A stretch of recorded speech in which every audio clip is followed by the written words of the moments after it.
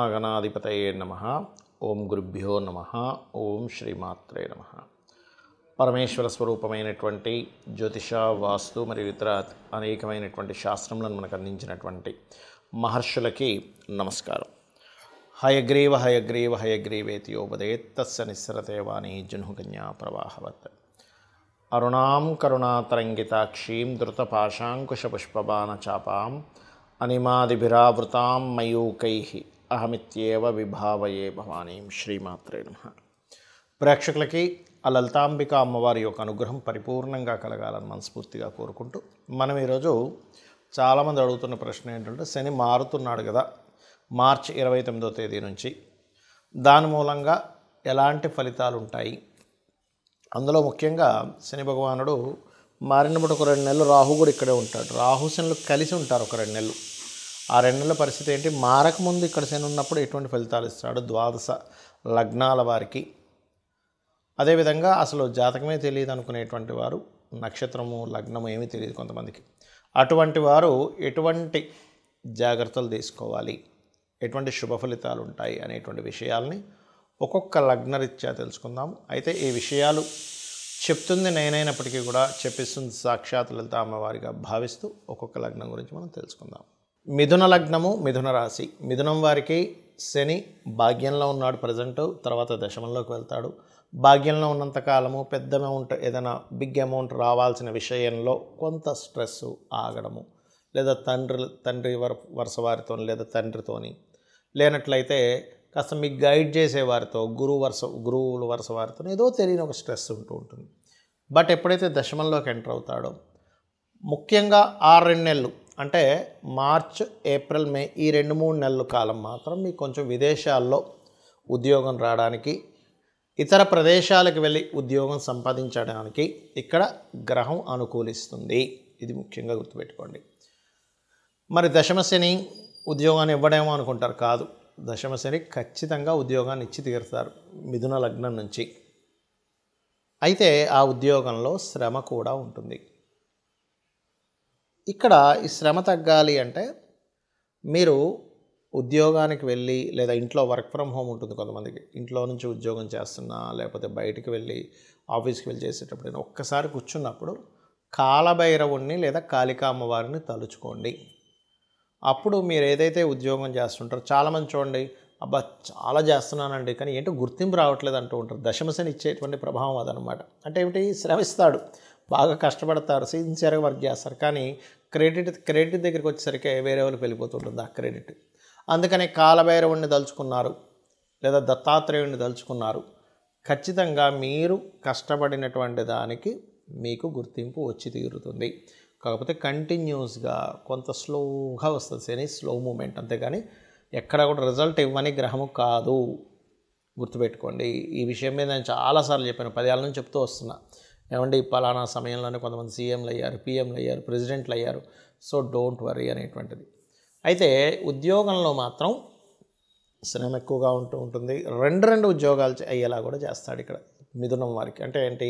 ఒక ఉద్యోగం చేస్తూ ఇంకో బిజినెస్ చేయడం, లేకపోతే ఇక్కడ పార్ట్ టైం చేస్తూ ఇంకో దగ్గర పార్ట్ టైం చేయడం, ఇక్కడ ఒక పెద్ద ఉద్యోగం చేస్తూ నైట్ టైమ్స్ ఇంకో దగ్గర, ఈవినింగ్ ఒక 3-4 అవర్స్ పార్ట్ టైం చేయడం, ఇట్లాంటివి ఇస్తాడు శని మీకు. ఇక మీరు చేయవలసిన దేవతారాధన లలితా సహస్రనామాలు చదవండి. దీంతోపాటు ఓం అనాకలిత సాదృశ్య చుబుకశ్రీ విరాజితాయై నమః అనే నామస్మరణ చేయండి. అన్ని విధాలా బాగుంటుంది మీకు. కొంతమందికి లగ్నము కానీ, నక్షత్రము కానీ, రాశి కానీ ఏమీ తెలియదు. తెలిస్తే కనీసం ఏలినాటి శని నడుస్తుందా, అర్ధాష్టమ శని నడుస్తుందా, అష్టమ శని నడుస్తుందా అని ఒక క్లారిటీ ఉంటుంది. అయితే మీకు ఒక విషయం గుర్తుపెట్టుకోవాలి అందరూ కూడా, శని అనగానే అదేదో మన మీద ఆయన కక్షగట్టి ఇబ్బంది పెడుతున్నాడు అనుకుంటే పూర్తిగా రాంగ్. మీ కర్మే. నవగ్రహాలు కూడా రవి దగ్గర నుంచి 9 కూడా, అందులో 2 ఛాయాగ్రహాలు కూడా మీ యొక్క కర్మే ఆ రూపంలో వస్తుంది.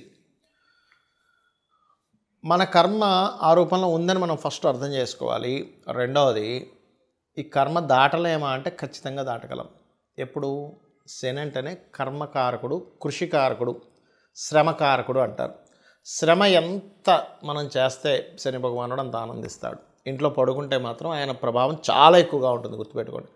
శుభ్రంగా నేను ఏ పని చేయను, నాకు ఈజీ మనీ రావాలి, ఇలా ప్యాక్ ఆడితే నాకు డబ్బులు రావాలి, ఇలా ఇంకో దేంట్లోనో బెట్టింగ్స్ ఆడితే నాకు డబ్బులు రావాలి అని అనుకున్నారా, శని మొత్తం రోడ్డు మీదకి లాగుతాడు. గుర్తుపెట్టుకోండి, ఖచ్చితంగా రోడ్డు మీదకి లాగేటువంటి గ్రహం ఏదైనా ఉంది అంటే శని భగవానుడు. ఏది ఈజీ మనీ రావాలనుకుంటే ప్యాకెట్లు ఆడుకోవడం, రమ్మీలు చూస్తుంటాం మనం ఇవాళ రేపు ఫోన్స్లో, రమ్మీ ఆడడం, లేకపోతే ఏదో గుర్రం పందాలకి వెళ్ళిపోవడం, లేకపోతే ఇంకోటి ఏదో పందాలు.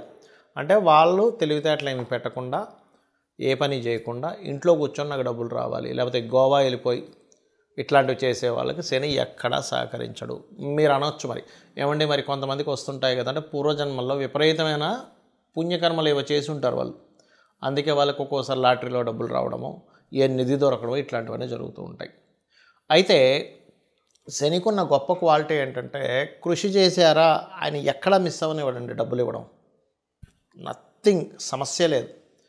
అయితే ఇక్కడ మీకు మరి నక్షత్రము రాశి తెలియని వారి పరిస్థితి ఏమిటి అంటే శని 12లో న్యాచురల్ 12th హౌస్లో తిరిగేటప్పుడు పర్టికులర్గా అది కూడా రాహుతో తిరుగుతున్నాడు కాబట్టి కొంచెం అందరూ అంటే ఈ తెలియని వాళ్ళు ఇన్వెస్ట్మెంట్ చేసేటప్పుడు మాత్రం జాగ్రత్తగా ఉండాలి. ఎందుకంటే ఇక్కడ తిరిగేటువంటి శని దేశకాల పరిస్థితుల మీద ఎటువంటి ప్రభావం చూపిస్తాడంటే జీవుల మీద కొంచెం హెల్త్ రిలేటెడ్ ఇష్యూస్ మీద ప్రభావం చూపిస్తూ ఉంటాడు ఇక్కడ తిరిగే శని. ఎందుకంటే ఇక్కడ శని ఇక్కడ ఉంటూ గురు రాశుల్లో ఉంటూ మరో గురు రాశులను చూస్తున్నాడు, జీవుల మీద, హెల్త్ మీద, అలాగే కర్మ వర్క్ మీద. అంటే నేను మీకు గతంలో ఇక్కడికి శని కుంభంలోకి ఎంటర్ అయ్యేటప్పుడే మీకు హెచ్చరించాను 2 సంవత్సరాల క్రితమే. శని ఇక్కడ నుంచి స్లోగా మేషం వరకు వెళ్తున్నాడు. అందరూ కూడా వాళ్ళ ఉద్యోగాలతో పాటు వాళ్ళు సొంతంగా ఏం చేయగలరు, వాళ్ళకి ఏం టాలెంట్ ఉంది, ప్రతి ఒక్కరిలో ఒక గొప్ప టాలెంట్ దాగి ఉంటుంది. వాళ్ళ టాలెంట్ ఏంటో గుర్తించి దాన్ని సైడ్గా పెట్టుకొని దాని ద్వారా కూడా సైడ్ ఎంతో కొంత మనీ ఎర్న్ చేసుకునేటువంటి దీంట్లోకి జనాలందరూ వెళ్ళవలసినటువంటి పరిస్థితి రాబోతుంది. అలా వెళ్ళాలి, ఇప్పటి నుంచే మీరు సెట్ చేసుకోవాలని. అందుకని ఏంటి, శనిలోకి ఎప్పుడైతే ఎంటర్ అయ్యాడో మళ్ళీ ఇంకొంచెం దాని యొక్క ప్రభావం పెంచుతూ ఉంటుంది. పెద్ద పెద్ద దేశాల్లో కొంత ఆర్థిక మాన్యాలు రావడం, కొన్ని వర్క్ చేసేటువంటి విధానాల్లో చాలా మార్పులు రావడం, కొన్ని ధర్మ విరుద్ధమైనటువంటి కొన్ని పరిస్థితులు రావడం,